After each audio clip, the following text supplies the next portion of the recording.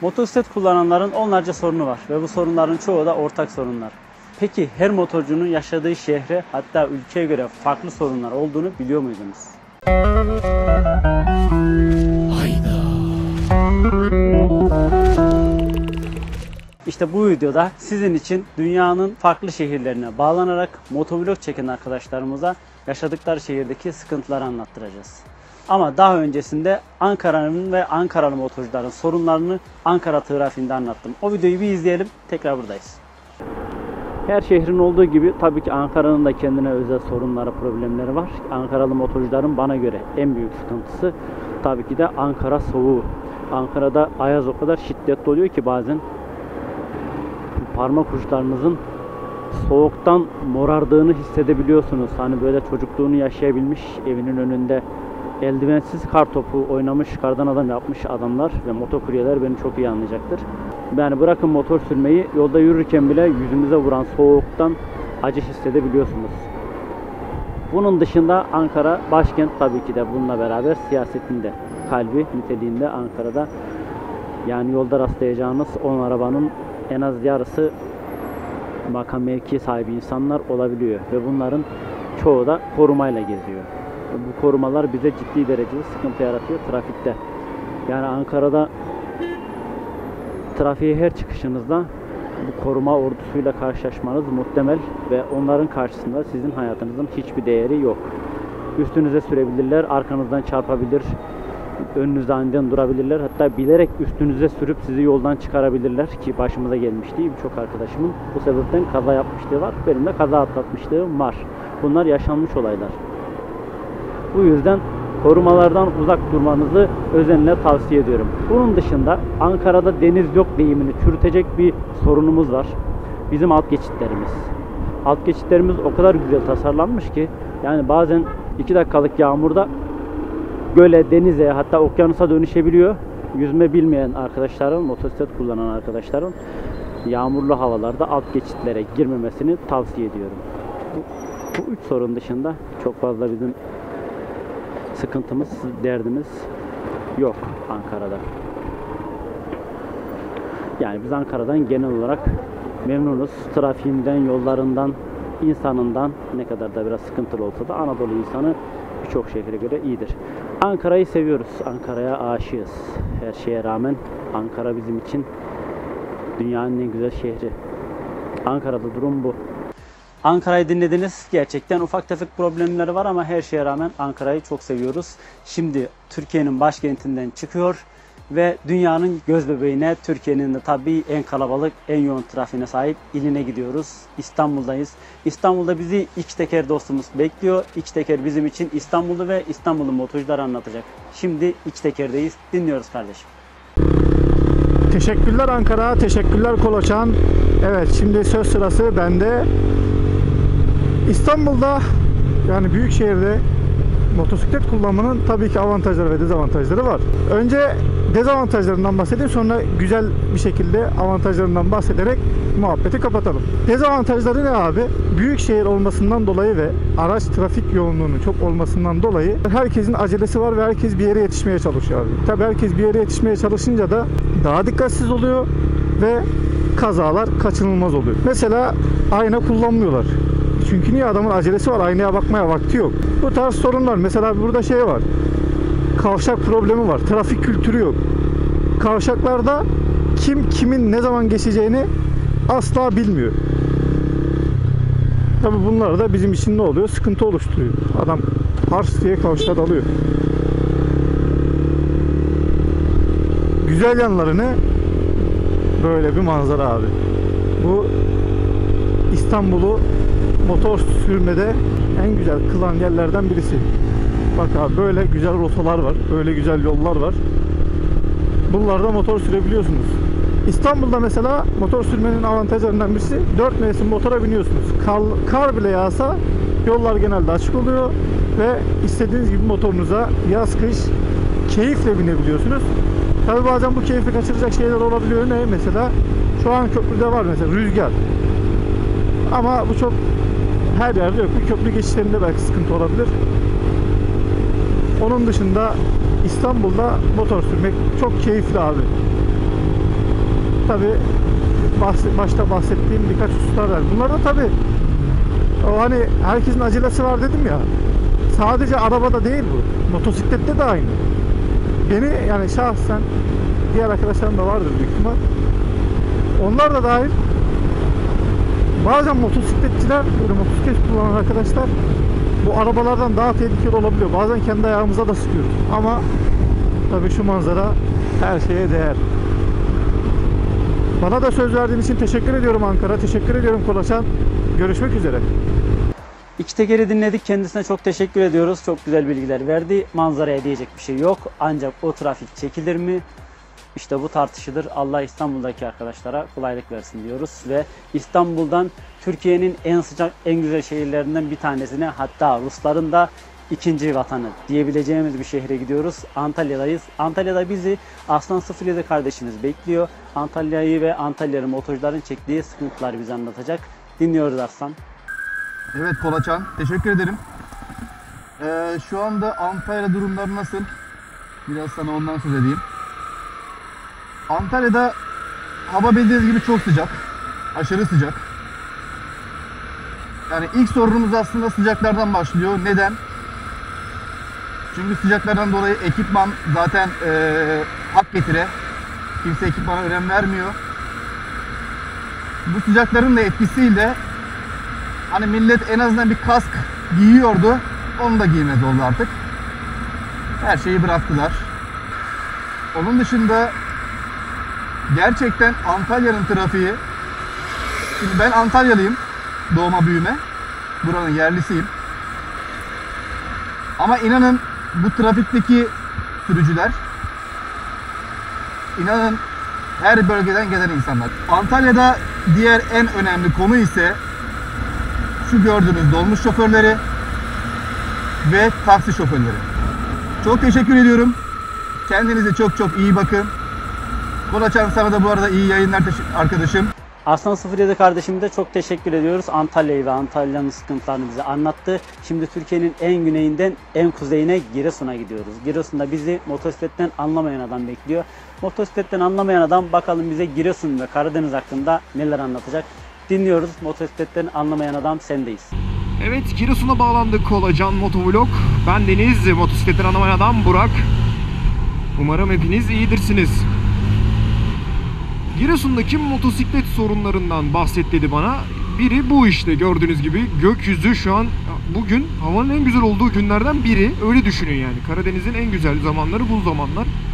Ne güneş yakıyor ne de yağmur yağıyor şu an itibariyle. Ancak yağış başlayacak. Peki bunun için önlemlerimiz ne? Haftanın en az 3 günü kesintisiz yağmur yağıyor. Geri kalan 4 günün 2 günü de aralıklı yağışlar oluyor. Bunun için yağmurluk, hani zaten her motorcunun taşıması gereken şey ya yağmurluk. Bizde zaten yağmurluk hep var. Hiç bırakmıyoruz onu. Bak, sinyal dönecek mi? Yok. Yok, küçük, tamam. Yağmurluğumuzu her zaman sele altında taşıyorum ben şahsen. Başka bir sürü şey de taşıyorum bununla beraber ama yağmurluğumu da taşıyorum. O en önemli kısmı. Yağmurluk işin en önemli kısmı. Başka bir sorun derseniz Giresun için. Giresun'da yollar hep tek şerittir. Ve trafik, bugün pazar günü olduğu için çok fazla bir trafik yok. Normal zamanda çok fazla trafik var. Yani hafta içi inanılmaz fazla trafik oluyor. Tek şerit olduğu için buralarda, kenarlara, mesela burası gidiş geliş bir yol. Bu kenarlara araçlar park ediyor. Bu sebepten hareket edemiyorsun. Yani bir yere gidemiyorsunuz. Tek şerit olduğu için yol ve kaldırımlar da çok küçük. Yollar zaten dar. İnsanlar da yoldan yürüyor, bakınız gördüğünüz gibi. Geç abi, geç. Dönüş. Buyur abiciğim, sen de geç. Dönüşün yasak olduğu yerden döndüler. Evet, kaldırımlar dar. Yollar küçük gördüğünüz gibi. Haliyle yayalarda bu şeyde, sıkışık trafikte yoldan yürümek istiyorlar. Biz de yoldan gitmeye çalışıyoruz. Sıkıntılar bu. Genel olarak ama Karadeniz'de motor sürmek diğer bölgelere göre nispeten daha güzel. Hani Ege bölgesine nazaran, çünkü inanılmaz bir sıcak hiçbir zaman olamıyor burada. Hani o da yılda bir kere, 2 kere olur. Dayanamayacağınız sıcak. O yüzden burada ekipmanlarınızı giyebiliyorsunuz. Eldiveninizi, montunuzu. Ben niye giymedim derseniz bilmiyorum. Bilmiyorum, giymedim. Bugün hepsi çantada. Acil çıktım dükkandan. O yüzden giymedim. Bir de bu var. Doğalgaz bizim bölgemize henüz yeni geldi. Ve sürekli doğalgaz döşemesi, hat döşemesi, hat çekmesi var. Genel olarak güzel. Giresun'dan söyleyeceğim şeyler bunlar. Gelirseniz mutlaka yazın bu bölgeye. Her türlü sizi gezdiririm, yardımcı olurum. Motosikletten anlamayan adamdan bu kadar. Tekrar Kolacan Motovlog'a bağlanıyoruz. Teşekkür ediyorum. Motosikletten anlamayan adama da çok teşekkür ediyoruz. Bize Karadeniz hakkında bazı bilgiler verdi. Ancak o Karadeniz güzelliğinde tabii ki de bir sebebi olmalıydı. Şimdi en kuzeyden Ege'ye gidiyoruz, en Ege'ye gidiyoruz ve Ege'nin incisine gidiyoruz. Ege'nin incisi sizin de tahmin ettiğiniz gibi İzmir'deyiz. İzmir'de bizi Berenari dostumuz karşılayacak. Bakalım Berenari İzmir için bize neler anlatıyor. Sendeyiz Berenari. İzmir Türkiye'nin bilmem kaçıncı büyük şehri. Kaç milyon insan varsa o kadar farklı sorun çeşidi var ama benim kendi dikkat ettiğim ve beni rahatsız eden başlıcalarını sayayım. Motorcu gözünden. Şimdi İzmir'in bence en büyük sorunu bu İstanbul'dan gelenler 34 plakaya sahip olup beyaz Linea, Renault, Sembol, Dacia türü araçların trafikte yarattığı terör. Her türlü pislik bu 34 plakalı beyaz araçlarda. Onları gördüm mü mesafeli yaklaşıyorum. Bir tanesini yakalasam ağzına boyozla vuracağım. Bak hemen yol kenarına koymuş. Dörtleri yakmış, 34 plaka beyaz Linea. Tam lafımızın üzerine nasıl denk geldi? İkinci sorun asfalt sorunu. Asfaltı zaten İzmir'in meşhur. Kaymak gibi bir asfaltı var. En az sürtünmeye sahip olabilecek asfaltı buraya atmışlar herhalde. Asfalt çok kötü. Hele yazın böyle asfalt erimeye başladığı zaman falan o kadar pürüzsüz ki insanın gözünü alıyor güneşten. Asfaltın da canı cehenneme İzmir'de. Sonra parça ve usta sorunu. Bu ikisini bir kategoride anlatayım. İkisi de yok. Yani ben yıllardır İzmir'de yaşıyorum. Doğru düzgün bir tane usta bulamadım. Motorumun şöyle ağır bakımlarını, tamirlerini yaptıracak bir tane adam akıllı usta yok. Parçacı da yok. Ya koskoca şehir burası. Sözde büyük şehir. Doğru düzgün böyle motor parçası satan, aradığım her şeyi bulabileceğim hiçbir parçacı yok. İzmir'in benim şeyime gelen, gözüme batan sorunları bunlar. Bunlar hallolsa motorcu açısından çok güzel olacak. İzmir'in sorunları bunlar.